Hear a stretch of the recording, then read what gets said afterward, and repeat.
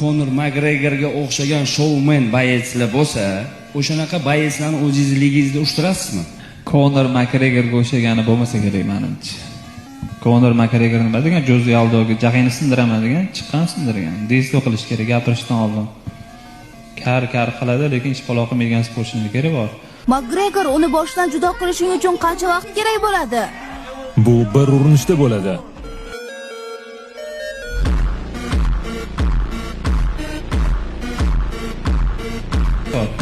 Bizada shou bo'ladi oktagon ichida.